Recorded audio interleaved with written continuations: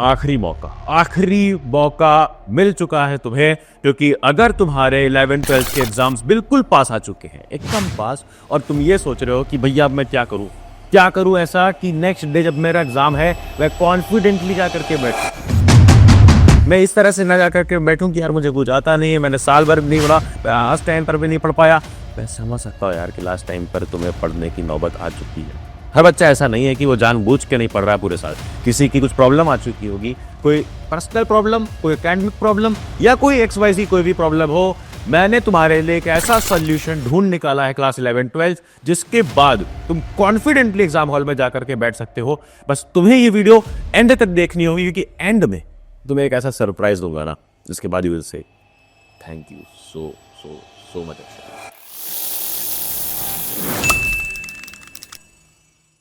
क्या हाल पढ़ ले गए? अक्षय भैया is back for 11th-12th as always. Class 11th में हो, 12th में हो, अगर समझ नहीं आ रहा है खुद को कैसे बचाएं, एग्जाम बिल्कुल पास आ चुके हैं, ध्यान देना मेरी उस बातों पर। सबसे पहले हमें खुद को कैटेगराइज करना होगा। क्या करना होगा? कैटेगराइज। कैसे कैटेगराइज?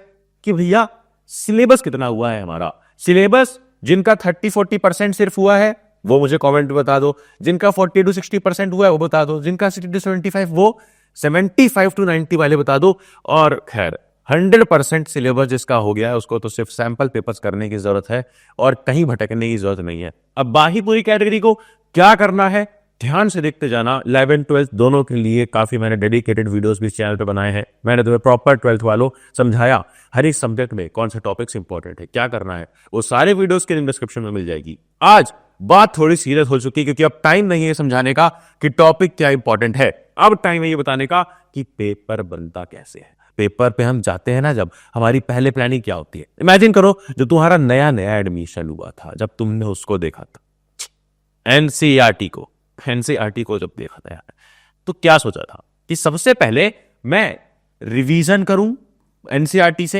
एग्जाम के किसी भी पहले, कोई भी एग्जाम हो उसके पहले मैं क्या करूं, एनसीईआरटी से रिवीजन कर लूं, चाहे वो पीरियोडिक टेस्ट हो, चाहे वो हाफ ईयरली हो, चाहे वो प्री बोर्ड हो, चाहे वो अब फाइनल एग्जाम हो चुका है 11th-12th का, या मैं कह लूं 12th का बोर्ड एग्जाम्स आ चुका है।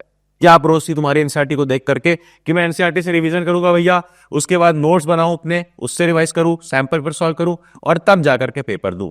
बट आज ऑनेस्टली बताना यार, आज बिल्कुल ना, मतलब पहले तो सोचो जरा एक बार मतलब बस ये सब भूल जाओ कि मैं तुमसे कुछ बोल रहा हूं, मैं तुम्हें कोई स्ट्रेटजी बता रहा हूं, या तुमने कोई स्ट्रेटजी पर क्लिक भी किया है।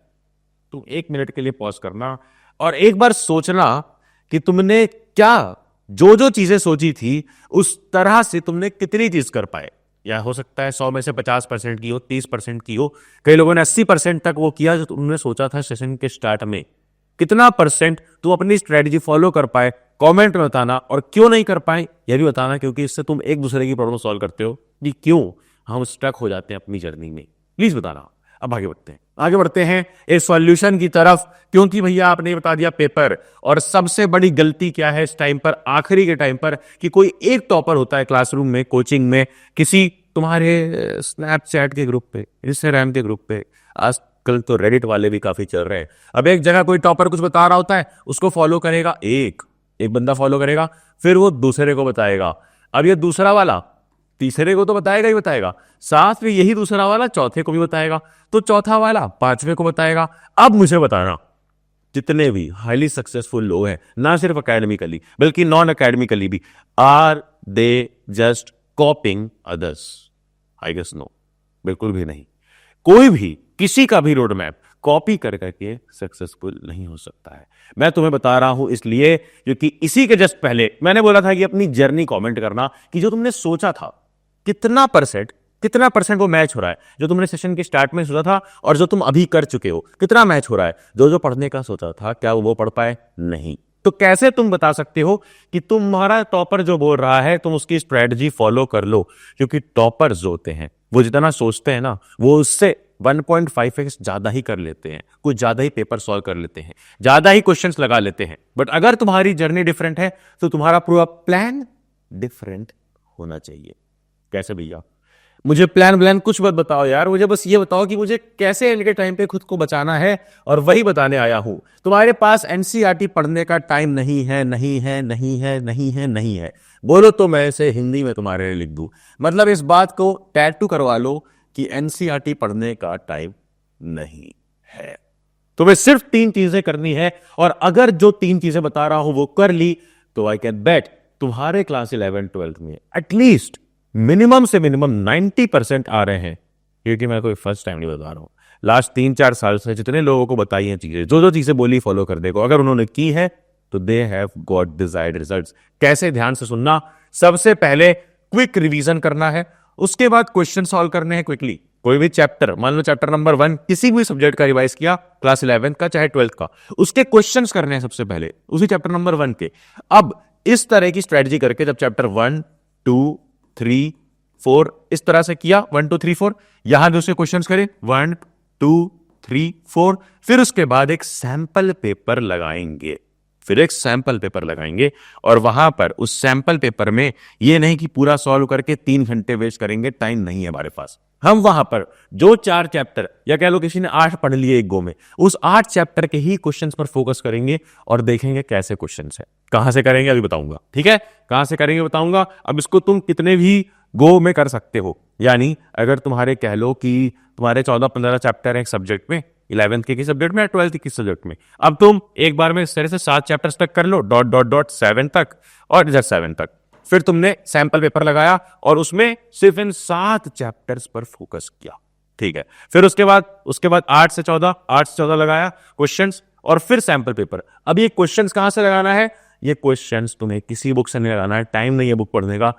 यूट्यूब पे टाइप करो वो चैप्टर का नाम, एग्जाम्पल थर्मोडायनेमिक्स है, टाइप किया, इंपॉर्टेंट क्वेश्चंस लिखा। अब जो भी तुम्हारा फेवरेट प्लेटफॉर्म है, फेवरेट टीचर है, किसी के पास भी देखो यार, मुझे कोई, मैं ये नहीं कह रहा हूं कि तुम सिर्फ मेरा ही मटेरियल यूज करो या सिर्फ मेरी ही चीजें देखो, नहीं।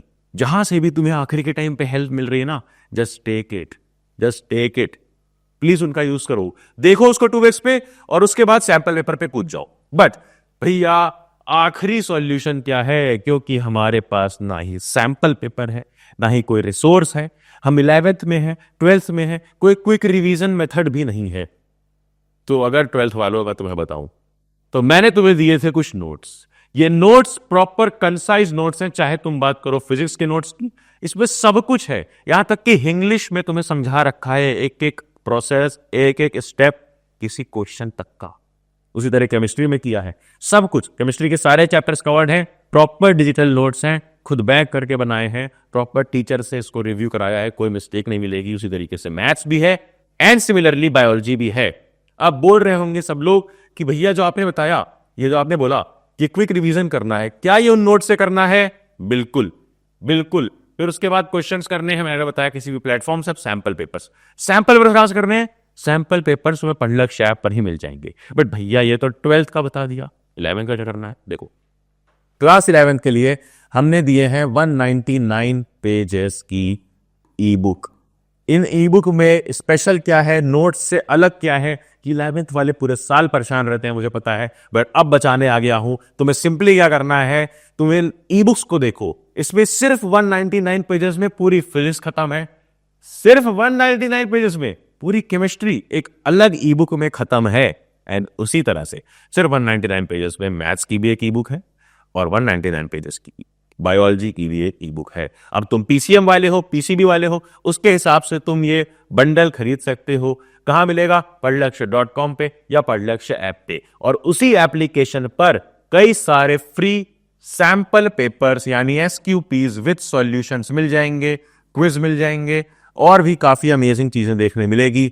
बस आ करके ऐप डाउनलोड करो, वेबसाइट पढ़लक्ष्य.com पर भी एक्सेस कर सकते हो, लिंक मैं ई बुक के डिस्क्रिप्शन में दे दूंगा। बड़ी मेहनत से बनाई है तुम्हारे लिए कि बस क्विकली रिवाइज करो, फिर इंपॉर्टेंट क्वेश्चंस देखो, और फिर सैंपल पेपर्स लगाओ, जिसका कोई कॉस्ट नहीं है, बिल्कुल फ्री हमारे ऐप पर पड़े हुए हैं। और बस इतना अगर कर लेते हो एंड के टाइम पे, तो ये बेस्ट मेथड होगा। कोई जरूरत नहीं एनसीईआरटी से पढ़ने की, ई बुक में नोट्स में सब कवर्ड है। And I as always wish you all the luck. मैं सच बता रहा हूं कि इतना अगर कर लिया, तुम कॉन्फिडेंटली एग्जाम हॉल में जाके बैठोगे, और मिनिमम ये चीज लिख लो, चाहे मिनिमम तुम्हारे 90% मार्क्स आ रहे। डन। डन है यार, लिख लो, गारंटीड मेरी तरफ से। बस करना क्या है, मन लगा करके पढ़ते रहना है, नोटिफिकेशन शेयर देनी है, अगली कोई वीडियो मिस ना हो, एंड देन जाना, जा पढ़ ले।